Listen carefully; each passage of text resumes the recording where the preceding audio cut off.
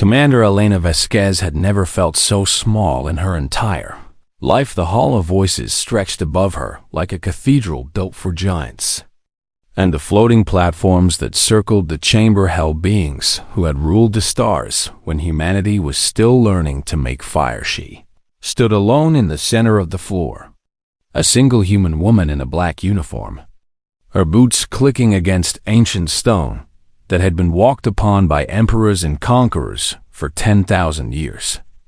12 species watched her from above. The Vethkai arbiter floated on the highest platform, his body made of living crystal that pulsed with cold blue light.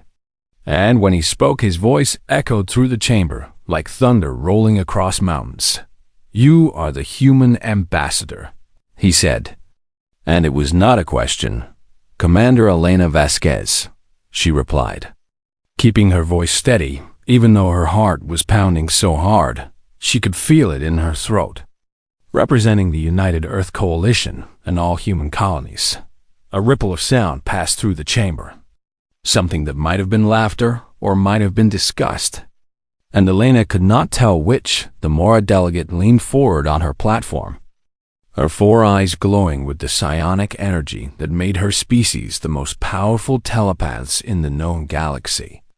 And she studied Elena like a scientist studying a particularly uninteresting insect. 300 years, the Mora said, her voice sliding directly into Elena's mind as well as her ears. "Your species has existed among the stars for only 300 years. And yet you come before this Concord demanding a seat at our table." "Requesting," Elena corrected. "Not demanding. The difference is meaningless," rumbled the Keeley delegate, his massive form covered in bioluminescent patterns that shifted with his emotions. And right now, those patterns spelled out contempt in colors Elena had learned to read. "You are children asking to sit with adults." Elena had prepared for this. She had spent 6 months studying the Concord, learning the history of each species, memorizing their customs and their prejudices and their fears. And she knew that they would try to intimidate her before they even listened to what she had to say. "Children," she said, letting the word hang in the air. "Yes, we are young compared to your species, and yes, we have much to learn." She paused and looked up at each platform in turn, meeting eyes and sensors and psionic fields with the same steady gaze. "But children grow," she continued. "And sometimes children see things that their elders have forgotten how to see." The Syntax delegate made a sound like metal grinding against metal, which Elena knew was the closest his mechanical species came to expressing amusement. "Pretty words," he said through speakers embedded in his chrome skull. "But words are cheap in this chamber, human. And we have heard pretty words from 1,000 species before yours ever crawled out of your oceans." "Then let me speak plainly," Elena said. She touched a control on her wrist and a holographic display appeared beside her, showing a map of human space and the 47 colonies that humanity had built in just 3 centuries. "When we first encountered the Concord," she began, "your scientists told us that faster-than-light travel was impossible without the dimensional gates that your species had built over millennia." She gestured, and the display showed humanity's first FTL ship, an ugly thing built from scavenged parts and desperate hope. "We built our own drives within 50 years, using principles your scientists said could not work." The Vethkai arbiter's crystals flickered, and Elena knew she had his attention.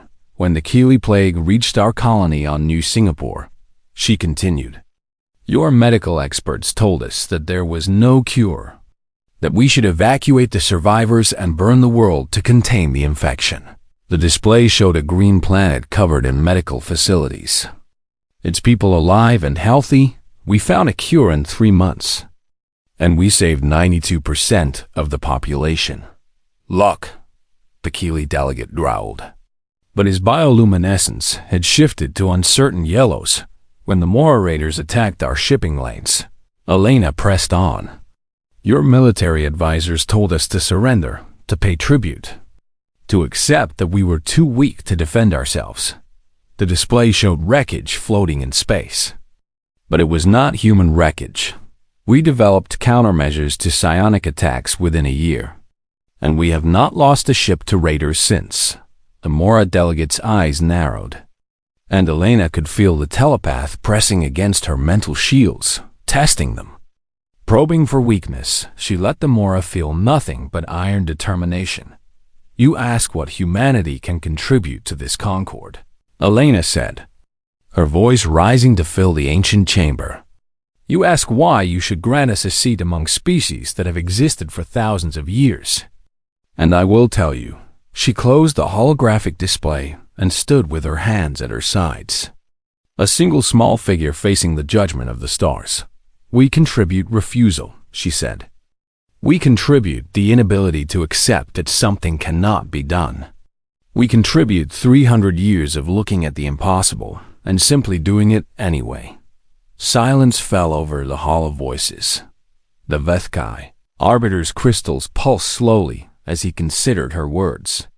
And Elena could see the other delegates, exchanging looks and signals and telepathic whispers that she could not hear. Finally, the Arbiter spoke. Bold claims, he said, but claims require proof. Human, and this Concord does not grant seats. Based on stories and statistics, Elena felt her stomach tighten, but she kept her expression neutral. What proof would you require? The Arbiter turned to consult with the other delegates, and Elena watched as beings who had never agreed on anything in 10,000 years came to a rapid consensus that terrified her more than anything else. When the Arbiter turned back to face her, his crystals had shifted to a deep red that Elena had never seen before. There is a world, he said slowly, called Theta 7 in your human designations, and it was lost to the Hollow 600 years ago. Elena felt cold wash through her body because she knew about the Hollow. Everyone knew about the Hollow. They were the monsters that lurked between dimensions, the eaters of consciousness, the enemy that had united the Concord in the first place. And they had never been defeated. 12 species have attempted to reclaim Theta 7, the Arbiter continued. And 12 species have failed, their ships now drifting, empty in orbit around a dead world. He leaned forward, his crystalline form catching the light in ways that made him look almost alive. Reclaim Theta 7. Human, and you will have your seat. Elena stared up at him, understanding now why they had agreed so quickly. They were not giving her a test. They were giving her a death sentence. And if we fail, she asked, though she already knew the answer, then humanity will have proven that it is no different from any other young species, the Mora delegate said with something like satisfaction in her telepathic voice. Ambitious, but ultimately insignificant. Elena thought about her daughter waiting for her back on Earth. Thought about the colonies full of humans who had no idea their future was being decided in this ancient chamber. Thought about everything humanity had built and everything they still dreamed of building. She thought about saying nothing. She thought about what her grandmother had always told her. The woman who had survived the collapse and helped rebuild civilization from ashes and never once accepted that anything was impossible. We accept your test, Elena said, and her voice did not waver. The hall of voices erupted in sounds she could not identify. Surprise and disbelief, and perhaps just a hint of something that might have been respect. The Vethkai Arbiter raised one crystalline limb for silence. You have one ship, he said. One crew, and no support from the Concord. And we expect your remains within the standard week. Elena smiled. Though there was no humor in it, then you will be disappointed, she said. Because humanity does not die easily, and we do not stay dead. She turned and walked out of the Hall of Voices, her boots clicking against stone that had witnessed the rise and fall of empires. And she did not look back behind her. The delegates watched her go. And for the first time in centuries, they were not entirely certain what would happen next. The adamantine was not a beautiful ship. She was built for war, for survival, for doing things that should not be possible, and her hull was covered in strange devices that made other species nervous when they looked at them too closely. Elena stood on the bridge and watched as her crew prepared for the journey that might kill them all. 300 souls had volunteered for this mission, and every single one of them knew they might not come back. But they had come anyway, because that was what humans did. Lieutenant Chun approached her with a datapad in his hands, his young face serious but not afraid. And Elena felt a surge of pride for her people that almost brought tears to her eyes. "Commander," he said, "I have finished compiling everything the Concord database has on the Hollow." Elena took the datapad and scrolled through the information, her expression growing darker with every line she read. The Hollow were not a species in any normal sense of the word. They existed between dimensions, in the spaces that were not supposed to exist, and they fed on consciousness itself, draining minds until nothing remained but empty shells. No weapon had ever harmed them because they were not truly physical. No shield had ever stopped them because they did not travel through normal space. No species had ever defeated them because they did not fight in ways that could be understood. 800 years, Elena murmured. The Concord has been fighting them for 800 years, and the best they have managed is containment. Chun nodded, his expression grim. The reports say that direct combat is impossible, that the only strategy is to evacuate when they appear and hope they do not follow. Elena closed the datapad and handed it back to him. And Theta 7 lost completely. Chun said, "The original population was 3 billion beings from the Keeley and Mora species. And when the Hollow came, they were consumed in less than a week." He paused and looked at the navigation display that showed their destination as a small red dot among the stars. 12 reclamation attempts over 6 centuries, he continued. The largest was a combined fleet of over 1,000 ships from 7 species, and they lasted 4 days before the survivors fled. Elena nodded slowly and turned to look at her crew. They were working at their stations with the calm efficiency that came from years of training and months of preparation, and not one of them showed any sign of fear or doubt. "Do you know why I accepted this mission?" she asked Chen quietly. "Because humanity needs a seat on the Concord," he replied. Elena shook her head. "Because they told us it was impossible," she said. "And I wanted to see the look on their faces when we proved them wrong." Chun smiled at that. A brief flash of the young man he had been before the academy had trained him to be a warrior. "My grandmother used to say something similar," he said. "She survived the Singapore plague, and she always told me that impossible was just another word for not yet." Elena put her hand on his shoulder. "Your grandmother was a wise woman, and we are going to honor her memory by doing what cannot be done." She turned to address the bridge crew, raising her voice so everyone could hear. "In 4 days we will reach Theta 7, she announced. "And we will face an enemy that has never been defeated. An enemy that feeds on minds and exists outside of normal reality." The crew stopped their work and turned to face her, their eyes steady and determined. "The Concord expects us to fail," Elena continued.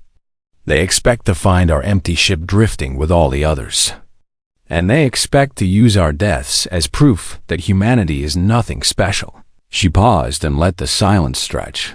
"But we are not going to fail. Because we are human, and humans do not know how to give up. We do not know how to accept defeat. We do not know how to die quietly." A murmur of agreement rippled through the bridge. "The Hollow have never faced a species like us," Elena said, her voice rising with conviction. "They have never faced minds that refuse to break, souls that burn with stubborn defiance, hearts that would rather be destroyed than surrender." She clenched her fist and raised it high. "We are going to Theta 7, and we are going to win. And when we return to the Hall of Voices, We are going to make those ancient powers understand that humanity is not a species to be dismissed. The crew responded with a roar that shook the bulkheads, a sound of pure human determination that would have made the Concord delegates very uncomfortable if they had been there to hear. Elena lowered her fist and turned. "Back to the navigation display. Take us to Theta 7, she ordered. Maximum speed." The adamantine leaped forward into the darkness between stars, carrying 300 humans toward a fate that had claimed millions before them. The journey took 4 days, and Elena spent every moment studying the hollow and searching for any weakness that had been overlooked. She read reports from species that had fought the hollow for centuries, analyzed sensor data from ships that had been consumed, studied the testimony of the few survivors who had escaped with their minds intact, and slowly, piece by piece, she began to form an idea the hollow fed on consciousness, because consciousness was orderly, because minds had structure and pattern that could be consumed, like food. The Mora had powerful psionic abilities, but their minds were singular and focused, like bright flames that the hollow could easily consume. The Synthex had distributed processing but no true consciousness, which meant the hollow ignored them but also could not be fought by them. Every species the hollow had faced had minds that worked in predictable ways, minds that could be understood and devoured. But humans were different. Elena had read the old research, the studies of human consciousness that had puzzled scientists for centuries. Before the collapse, human minds did not work in orderly ways. They flickered between brain hemispheres.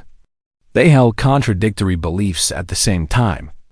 They could change direction in an instant based on nothing more than stubborn refusal. Human consciousness was chaos shaped like thought, and chaos could not be easily consumed. On the 5th day, the adamantine dropped out of faster-than-light travel, and Elena saw Theta 7 for the first time.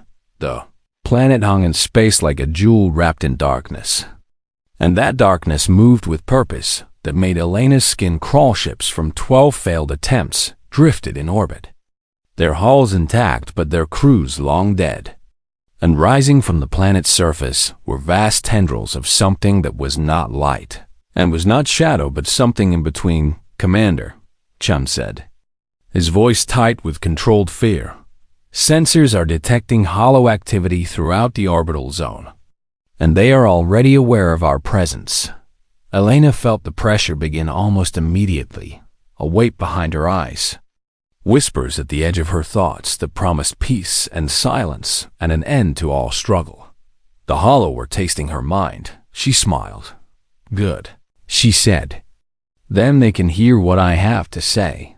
She reached out with her thoughts, not fighting the connection, but welcoming it, opening herself to the vast alien intelligence that lurked between dimensions. "My name is Elena Vasquez," she thought with all the force she could muster, "and I am here to take this world back."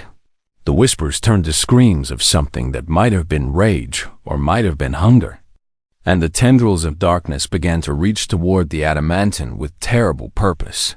"All hands," Elena announced over the ship's intercom. "Prepare for combat. And remember what I told you." She turned to Chun, and her eyes were bright with the fire that burned in every human heart. "The impossible is just another word for not yet," she said. "And we are about to prove that today." The darkness wrapped around the ship, and the battle for Theta 7 began. The hollow had been feeding on minds for longer than most species had existed. They had consumed the ancient Vethkai when they were still young, had driven the Keeley from 3 homeworlds, had feasted on Mora telepaths whose psionic powers only made them more delicious. In 800 years, they had never encountered anything they could not devour until now. Elena felt them push into her mind, a cold presence that slithered through her thoughts like ice water through cracks in stone. And she let them come. They expected fear, and they found it. They expected pain, and they found that too.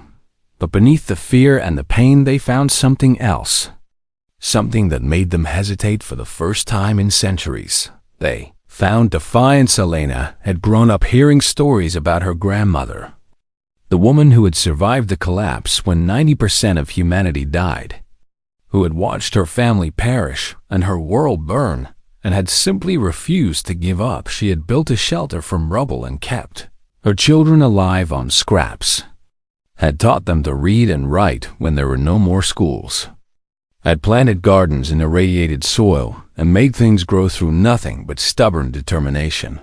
That stubbornness ran in Elena's blood like fire, and when the hollow tried to consume it, they burned. "You are strong," the whispers said in her mind, and there was surprise in them now. But strength can be broken. They pushed harder, trying to crack her consciousness like an egg, trying to find the center of her being and drain it dry. Instead, they found chaos. Human minds were not like the minds they had consumed before. The Mora had powerful but singular consciousness, bright flames that could be smothered. The Keeley had deep but structured thoughts, rivers that could be dammed and dried. But Elena's mind flickered and danced like lightning in a storm, jumping from thought to thought, holding contradictions without collapsing, changing direction without warning. When the hollow reached for her fear, she was already thinking about her daughter's smile.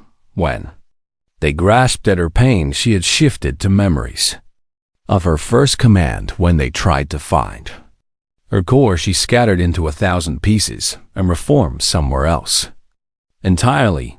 "What are you?" the whispers demanded. And for the first time, there was something like confusion in them. Elena laughed, and the sound echoed through her mind like bells ringing in defiance. "I am human," she said, "and we do not break easily on the bridge of the adamantine." Lieutenant Chun watched his commander stand perfectly still with blood beginning to trickle from her nose. "The resonance array is ready," he reported, keeping his voice steady even though his hands were shaking. "But we need Commander Vasquez to activate the focal point." The adamantine was not an ordinary ship. She had been built in secret over 10 years, designed by engineers who did not accept that the hollow could not be fought, constructed with technology that the Concord had dismissed as theoretical. At her heart was a dimensional anchor, a device that could force things from between dimensions into normal space. But it needed a focus. It needed a human mind strong enough to hold the connection. Lena had known this when she accepted the mission. She had known that she would have to become a bridge between realities, that she would have to hold the hollow in her consciousness while her crew fought them in the physical world. She had not told anyone except Chun, because she knew her crew would have tried to stop her in her mind. The battle continued. The hollow were adapting, learning to navigate the chaos of human thought, finding patterns in the disorder and beginning to consume them. Lena felt pieces of herself being torn away, memories fading at the edges, emotions dulling like colors in sunlight. But for every piece they took, she found something else to fight with. They consumed her memory of her wedding day, and she replaced it with the fierce joy of her daughter's birthday, drained her love for her dead husband, and she filled the space with burning hatred for everything that threatened her child. They tried to take her hope, and she gave them stubborn spite instead, a refusal to surrender that was so deep it might have been carved into her bones. "Now," she whispered through lips that barely moved, "activate the array now." Chum did not hesitate. The adamantine hummed with power as the dimensional anchor came online, and reality twisted around Elena Vasquez like a whirlpool forming in still water. Hollow screamed. They had been hiding between dimensions, safe in spaces that physical weapons could not reach. But now they were being pulled through Elena's mind into the real world. It felt like glass being pushed through her skull. It felt like fire being poured into her veins. It felt like dying. And Elena welcomed it because it meant the hollow could finally be fought. The first of them materialized on the bridge, a nightmare made of shadows and hunger, and it lunged for the nearest crew member with appendages that should not exist. "Lieutenant," Chung shot it in. What might have been a face plasma burned through shadow flash, and the creature shrieked in a frequency that shattered screens and burst eardrums. But it actually died. They can be killed, Chan shouted into his communicator. All hands, the hollow can be killed in physical form. Engage at will.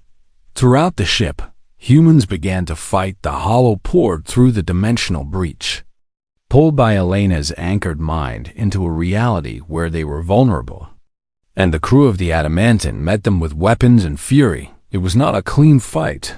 The hollow were still terrifying, still hungry, still capable of consuming consciousness if they touched living minds for too long. Crew members fell, their eyes going blank as their thoughts were devoured. And for every hollow that died, two more seemed to take its place. But humans had something the hollow had never faced before. They had the ability to sacrifice themselves for each other. When the hollow cornered a group of engineers, a young woman named Rodriguez threw herself at the creature and held its attention long enough for her friends to escape. Her mind consumed, but her body buying precious seconds when the shadows threatened to overwhelm the medical bay. Park stood in the doorway with a plasma cutter in each hand and fought until he was nothing but an empty shell, his patients surviving because of his courage. The hollow did not understand sacrifice. They did not understand why beings would give up their own consciousness to save others, why humans would choose oblivion rather than let their friends be consumed. Every sacrifice confused them, slowed them, weakened them, and through it all, Elena Vasquez stood at the center of the storm, holding the dimensional anchor in her burning mind, refusing to let go even as pieces of herself were torn away forever. You cannot win, the whispers told her, growing desperate now. We are infinite, and you are one small mortal. Elena smiled through the blood that flowed from her eyes. I do not need to be infinite, she replied. I just need to be stubborn enough to outlast you. The battle raged around her, and she held on. She held on for her daughter who was waiting on Earth. She held on for her crew who were dying to protect her. She held on for humanity, who had been told they were nothing special and had decided to prove otherwise. She held on because giving up was simply not something she knew how to do. Slowly, impossibly, the tide began to turn. 3 days. For 3 days, Elena Vasquez stood at the center of the Adamantine's bridge while a war raged inside her skull and around her body. She did not eat, she did not sleep, she barely breathed. The dimensional anchor required constant focus, constant will, constant refusal to release the connection that was slowly killing her. And Elena gave it everything she had in her mind. The hollow attacked without mercy. They showed her the deaths of her crew, playing each sacrifice over and over until the faces blurred together into one long scream of loss. They showed her the collapse, the billions who had died when Earth climate finally broke, the children who had starved and the elders who had been left behind and the families that had torn themselves apart fighting over scraps. They showed her humanity's failures, the wars and cruelties and petty hatreds that had marked their species from the very beginning. This is what you are, the whispers said with cold certainty. Violent and short-lived and destructive. And you deserve to be consumed. Elena did not deny it. Yes, she thought back at them. We have been all of those things. The hollow pressed harder, sensing weakness. But we have also been more, Elena continued. And her thoughts burned with a fire that made the darkness flinch. She showed them her grandmother building a home from ashes. She showed them the scientists who had cured the Singapore plague in 3 months when it should have taken decades. She showed them the colonists who had left everything behind to build new worlds in the unknown. She showed them children learning to read, and artists creating beauty from nothing, and lovers holding each other against the cold emptiness of space. We are cruel, and we are kind, Elena said. We are destroyers, and we are builders. We are everything you fear and everything you cannot understand. And we will not stop fighting until there is nothing left to fight with. The Hollow recoiled, and for a moment their pressure eased on the ship. The battle continued. Lieutenant Chen had taken command of the surviving crew, leading them through corridors that had become nightmares of shadow and blood. More than half the crew was dead now, their bodies empty shells or their minds consumed entirely. But the survivors fought on with a ferocity that terrified even the Hollow. They had stopped being afraid somewhere around the end of the first day. Fear required energy, and they had none to spare. Instead, they felt something else, something that humans had carried in their hearts since the first of their ancestors had looked at a predator and decided to fight. Instead of run, they felt spite, pure, burning, unreasonable spite. The universe said they should die, so they refused. The Hollow said they would be consumed, so they fought harder. The Concord said the mission was impossible, so they proved it wrong. One dead nightmare at a time. Private Santos, who had lost her entire squad in the first hour, stopped counting her kills after 50 and started carving marks into her plasma rifle instead. Ensign Kim, who had watched his best friend be consumed right in front of him, wired the cargo bay to explode and lured a dozen Hollow inside before detonating the charges. Dr. Okonkwo, the last surviving medic, performed surgery on wounded soldiers while Hollow clawed at the medical bay doors, never once looking up from her work. They were not heroic in any traditional sense. They were desperate and exhausted and running on nothing but stubbornness and rage, but they were human. And that was enough in Elena's mind. The war entered its final phase. The Hollow had been throwing everything they had at her for 3 days, trying to break the anchor that was pulling them into physical reality. And they had failed now. They changed tactics. Instead of attacking her with visions of horror, they offered peace. Release us, the Whisper said. Gentle now, almost kind, and we will leave this world. We will retreat beyond the dimensional barrier. We will trouble your species no more. Elena laughed, and the sound was cracked and broken and utterly without surrender.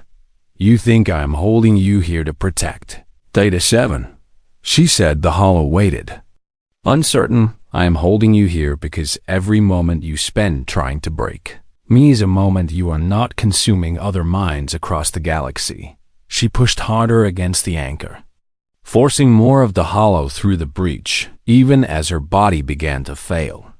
I am holding you here because I want you to feel what it is like to face something that will not give up.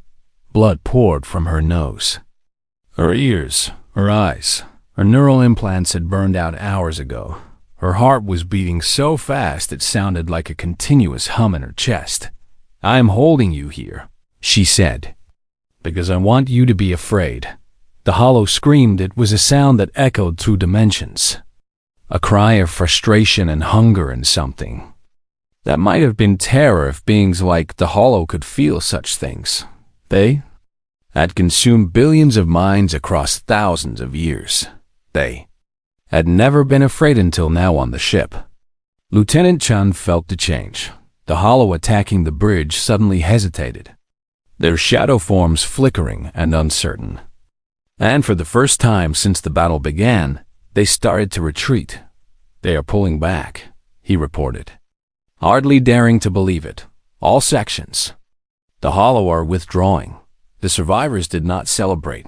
They were too tired and too hurt and too aware of how many friends they had lost, but they kept fighting, pressing the advantage, driving the nightmares back into the dimensional breach in Elena's mind. The final confrontation began. The Hollow gathered their remaining strength for one last assault, throwing everything they had left at the woman who had defied them for 3 impossible days. You will die, they promised. Your body is failing, and your mind is burning, and you cannot hold us much longer. Maybe, Elena admitted she could feel her heart stuttering, could feel her brain beginning to shut down from the strain, could feel the end approaching with quiet certainty.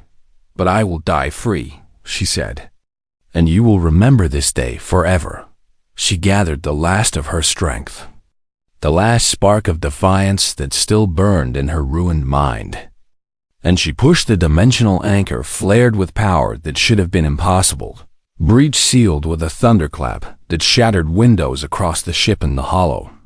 The ancient terrors that had never been defeated fled screaming back into the spaces between dimensions. Alana Vasquez opened her eyes. The bridge was silent. Lieutenant Chun was staring at her, with tears streaming down his face. "Commander," he whispered. "You did it." Elena tried to smile, but her body had finally reached its limit. Last thing she saw before the darkness claimed her was the sensor display showing Theta 7. Free for the first time in 600 years. Then she fell, and the war was over. The Hall of Voices had never been so quiet. Elena Vasquez limped through the great doors, supported by Lieutenant Chun on one side and a medical drone on the other. And every delegate on every platform stared at her as if she were a ghost. Perhaps she was. She had died twice on the journey back to the Concord, her heart stopping and her brain falling silent before the medical team had dragged her back to the world of the living. Even now she could feel the edges of her consciousness frayed and torn. Pieces of herself that the hollow had consumed forever. Memories that would never return, and emotions that had been burned away in the fire of her defiance. But she was alive, and she had won. The Vethkai Arbiter's crystals pulsed with colors Elena had never seen before, shifting through patterns that seemed to express shock and disbelief, and something that might have been awe. "You survived," he said, and his voice was barely a whisper that echoed through the chamber like thunder. "We did more than survive," Elena replied, her voice hoarse but steady. "We won," she gestured to Chun, who activated a holographic display that showed the current status of Theta 7. The planet was no longer wrapped in darkness. Ships from the Adamantine support fleet were already in orbit, beginning the long process of making the world habitable again. And the hollow were nowhere to be seen. "The dimensional breach has been sealed," Elena continued. "The hollow have retreated beyond the barrier, and they will not return to this world." The Mora delegate leaned forward, her four eyes wide with disbelief. "That is not possible," she said. "The hollow cannot be defeated. They have never been defeated. Our species has fought them for 800 years, and you have been doing it wrong." Elena interrupted. The chamber fell silent. No one had ever interrupted a Mora delegate in the Hall of Voices. Certainly not a human. Certainly not a species that had been traveling among the stars for only 3 centuries. Elena did not care. She had held a dimensional breach in her mind for 3 days. She had watched her crew die fighting nightmares. Made real, she had earned the right to speak. "You treated the hollow like a force of nature," she said, addressing all 12 platforms at once. "Something to be contained and avoided. Something that could not be understood or opposed." She took a step forward, shrugging off Chun's supporting arm. "But the hollow are not a force of nature. They are predators. And predators can be hunted." The Keeley delegate's bioluminescence shifted to uncertain yellows. "You speak as if you understand them," he said. "But you are a young species. You have only faced them once." Elena smiled, and there was no warmth in it. Once was enough. She raised her hand and tapped a control on her wrist, sending new data to every platform in the chamber. "The hollow feed on consciousness," she explained. "Unordered, structured minds that can be consumed like fuel. But human consciousness is not ordered." The displays showed brain scans from her crew, showing the chaotic patterns of human thought that flickered and danced in ways that made no logical sense. "Our minds contradict themselves constantly," Elena continued. "We hold beliefs that do not fit together. We change our thoughts without warning. We refuse to accept reality, even when it is staring us in the face." She looked up at the Mora delegate. "Your species has singular, powerful minds that the hollow can consume in one bite. But our minds are chaos wrapped in stubbornness. and chaos cannot be easily consumed. The syntax delegate made a grinding sound. You are saying that human irrationality is a weapon, he said. And there was skepticism in his mechanical voice. I am saying that human refusal is a weapon, Elena corrected. We do not accept that things cannot be done. We do not accept that we cannot win. We do not accept defeat even when defeat is logical. She turned to face the Arbiter directly. The Hollow have never faced a species that would rather be destroyed than surrender. And that is why they fled.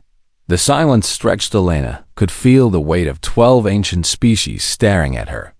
Reconsidering everything they thought they knew about the young species that had crawled out of one small planet and spread across the stars.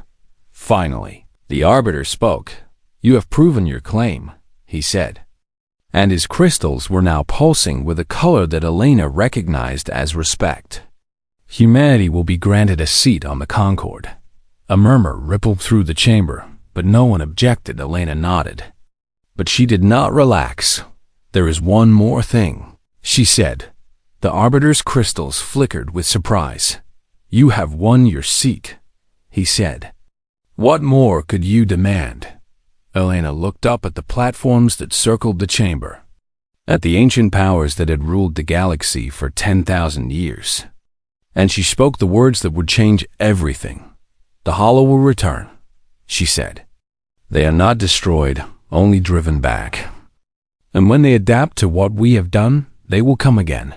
She let the words hang in the air. When that happens, she continued, humanity will lead the fight. Outrage erupted from several platforms. You cannot be serious, the Keeley delegate roared. Your species has existed for the blink of an eye. You have won victory against an enemy we have fought for 8 centuries. And you think you should lead us? Yes, Elena said simply. The chamber fell silent again. Because we are the only species that looks at the impossible and refuses to accept it. She continued. Because we are the only species that would rather die than surrender. Because we are the only species that the Hollow have ever feared. She looked up at the platforms, meeting every gaze without flinching. You can continue as you have for 800 years, containing them, running from them, watching them consume world after world while you debate and discuss and wait for someone else to solve the problem. Her voice hardened. Or you can let humans lead. And we will end this war within our lifetimes. The Arbiter turned to consult with the other delegates. And Elena watched as beings who had never agreed on anything came to another rapid consensus when he turned back. His crystals were pulsing with that deep red color again. Agreed, he said. When the Hollow return, humanity will command the combined forces of the Concord. Elena nodded. She had won then. Something strange happened. The lights in the Hollow voices flickered, and every weapon system in the chamber, ancient failsafes that had not activated in 10,000 years, went dark. The delegates looked around in confusion and alarm. But Elena understood. The connection she had held in her mind for 3 days had left traces, echoes of the dimensional breach that still lingered in her consciousness when she felt strong emotions. When she pushed against the boundaries of what should be possible, reality itself seemed to bend around her. She was not just a human anymore. She was something new, something the galaxy had never seen. And she would carry the scars of Theta 7 for the rest of her life. But those scars were also power. The Hollow are not the only thing that should be afraid of humanity, she said quietly. And she was not sure if she was talking to the Concord or to herself. The Arbiter stared at her with something that might have been fear in his crystalline eyes. What have you become, Commander Vasquez? Elena smiled. And for just a moment, the lights flickered again. I have become the answer to every species that ever asked what humanity could contribute. She turned and walked out of the Hall of Voices, her crew falling in behind her, and the ancient powers of the galaxy watched her go in silence behind her. The weapon system slowly came back online, but the message was clear: humanity had arrived, and the universe would never be the same. 3 weeks later, Elena woke up in a human medical bay with her daughter asleep in the chair beside her and a notification blinking in her repaired implant. She read it twice before she believed it. HFY confirmed as 13th member of the Galactic Concord Commander. Elena Vasquez appointed first human arbiter designation. Her daughter stirred and opened her eyes.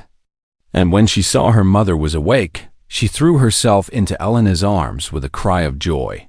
"Mama!" she sobbed. "They said you might not wake up. They said you were hurt so badly that—" Elena whispered, holding her child close. "I am here. I am alive. And I am never leaving you again." Outside the window, the stars burned in the endless dark. They did not seem quite so frightening anymore. Somewhere in the spaces between dimensions, the Hollow were watching and waiting and learning, but humanity was watching too, and humanity had learned something that the Hollow would never forget. Sometimes the smallest species burns the brightest, and sometimes the brightest fires never go out.